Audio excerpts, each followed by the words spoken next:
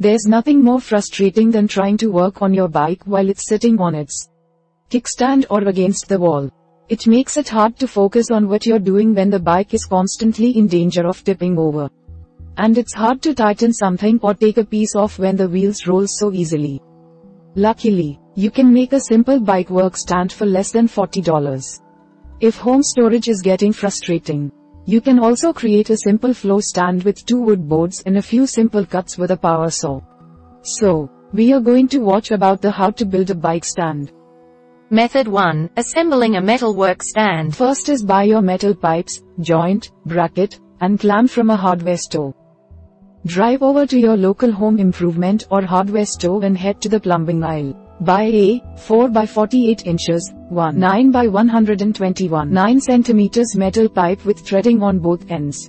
Then, pick up a 4 by 12 inches, 9 by 35 centimeters pipe in the same color. Grab a 4 in 9 centimeters elbow bracket and a 4 in 9 centimeters base plate with screw slots. Pick up some matching screws if you don't have any at home. Finish by picking up a 4 in 9 centimeters pipe clamp. This shouldn't cost you more than $25-35 depending on the cost of the pipe clamp. The pipe clamp will be the piece that holds your bike in the air by gripping the seat bar. Make sure that you get a clamp with jaws wide enough for your specific bike. You can replace all of these parts with PVC pipes and joints of the same size if you prefer. But metal piping is much stronger and is less likely to break over time. Step 2. Screw the elbow joint into either end of the longer pipe. Hold the 4 by 48 in 9 by 121 9 centimeters pipe in your non-dominant hand. Hold the end of the elbow joint over the end of the pipe and turn it clockwise until the threading on the joint catches on the pipe. Keep turning it until you can't turn it any further to secure it. The threading on both sides of the elbow joint and both ends of the longer pipe are identical. It doesn't matter which end or which direction you do this in. Step 3. Attach the shorter pipe into the open end of the elbow joint. Hold the longer pipe in your non-dominant hand with the elbow joint at the top. Take the 12 in 30 centimeters pipe and screw it into the open end of the elbow joint. Turn the pipe clockwise until the threading catches and continue turning it until the pipe won't turn any further. The bike will hang from this short pipe. So it's really important that this piece is screwed in tight. Step 4. Slide half of the pipe clamp over the end of the shorter pipe. Pipe clamps come in 2 pieces. Grab the smaller piece and squeeze the 2 handles together. While holding the handles down, slide the opening over the shorter pipe. Release the handles when the smaller piece is 6 inches, 15 centimeters from the end of the pipe. The side with the jaw on it, which is the flat platform that matches an identical platform on the other end, must be facing towards the opening of the pipe with the clamp parallel to the floor. Step 5. Attach the other half of the clamp to the pipe and line the jaws up. Take the larger piece of the pipe clamp and slide the opening in the middle over the end of the pipe. Turn it clockwise to attach it to the end of the pipe. Line up the jaw on the larger piece with the jaw on the other half of the clamp that you already attached. Step 6. Drill the bracket into 2 sheets of plywood for a movable stand. Take your bracket and hold it 1 in 5 centimeters from the edge of any side of the board in the middle. Drill the bracket into the board using wood screws that are long enough to go through the board. Cap the screws on the other side with nuts to brace them.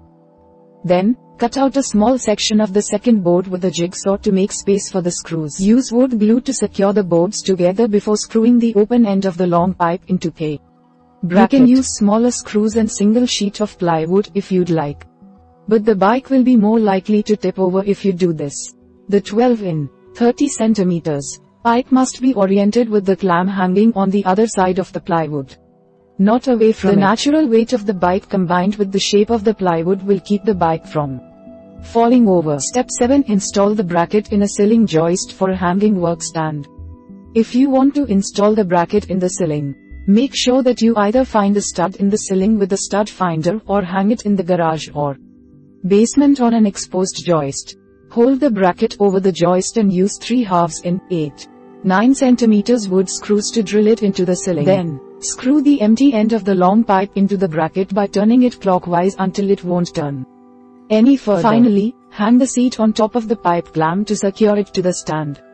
To put the bike on the stand, Lift it up by the frame and slide the bar under the seat between the jaws of the pipe clamp. Rest the seat on top of the clamp and turn the adjustable bar on the pipe clamp clockwise to tighten the jaws against the seat.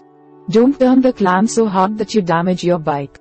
Your frame will be fine so long as the jaws are resting against the bar. Method 2. Making a wooden storage rack. First is pick up 2 wood boards from a construction supply store.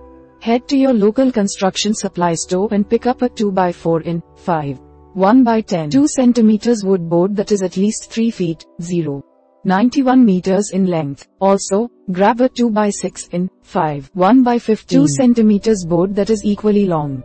You can create a simple freestanding bike rack just from these pieces. This is a really simple DIY project that doesn't really require a ton of woodworking knowledge. You do need to make a few simple cuts with a saw, though.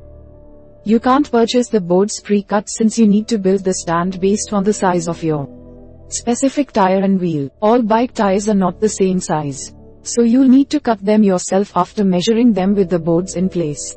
Step 2. Cut the 2x4 in 5.1 by 10.2 cm board into 2 16 in 41 cm lengths. Use a measuring tape to measure off 16 inches 41 cm from the edge of the board. Mark this distance off with a carpentry pencil. Then, use a miter saw, circular saw, or hand saw to cut the board to size. Repeat this process again to create 2 16 inches 41 cm boards.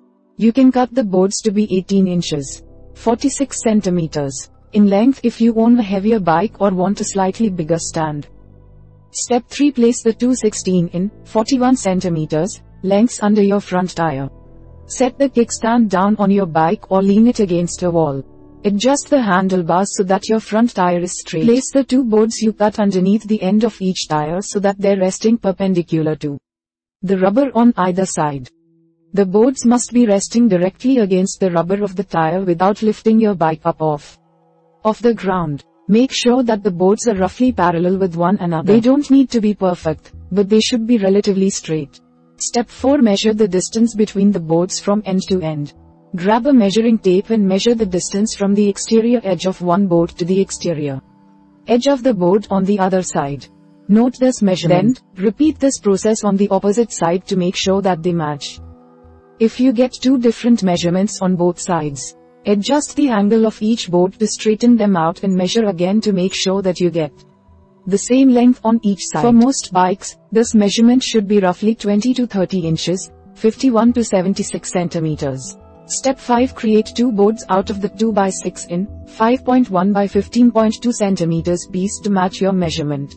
Take your 2x6 in 1 by 2 centimeters board and mark off your first cut based on the measurement between the 2x4 in 1 by 2 centimeters boards on the ground. Cut this board the same way you cut the first set. Repeat this process again to create 2 boards of equal size.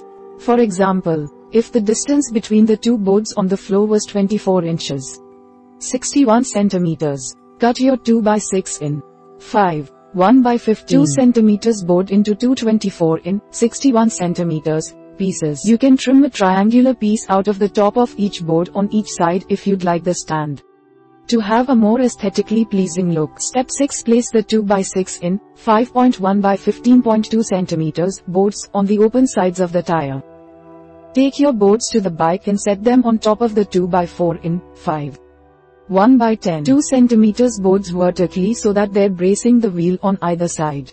Line the exterior edges of the 2x6 in 1 by 2 centimeters boards up with the wood planks on the floor so their sides are flush. This should look like you're making a rectangle with 2 taller sides holding the tire in place. Step 7. Mark the edge where the boards meet with a pencil. Grab a carpentry pencil and trace the edges of the 2x6 in 1 by 2 centimeters boards on each of the 4 ends where they're meeting the longer boards underneath. You will assemble the stand upside down. So extend your markings along the side of the longer boards so that you can see them when pieces are upside down. The more references you can add for yourself, the better. Attaching the boards isn't particularly hard, but it can be kind of tricky to line the pieces up with one another. Step 8. Turn the pieces upside down and line the boards up with your marks. Set the entire set of boards upside down on the ground. Line the edges of the thinner boards up with the edges of the 2x4 in 1 by 10 2 cm boards. Check the marks you made on the sides of the boards to ensure that the entire assembly matches the shape you set up on the ground. Finally, drill the boards together with 4 in 10 cm wood screws.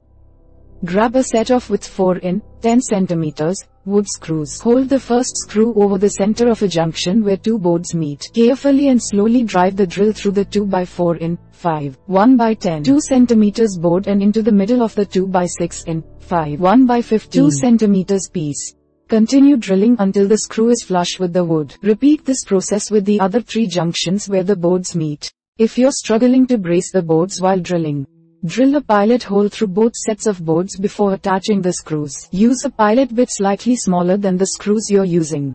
You can use wood glue to reinforce the seams between the boards if you'd like some extra support. Alternatively, you can buy a new bike. Think about the purpose for which you will use it. Consider whether you will use it for transportation, recreational rides, or fitness. Find a bike that suits your budget and meets your needs. We hope it is useful to you. Please subscribe to our channel to upskill yourself.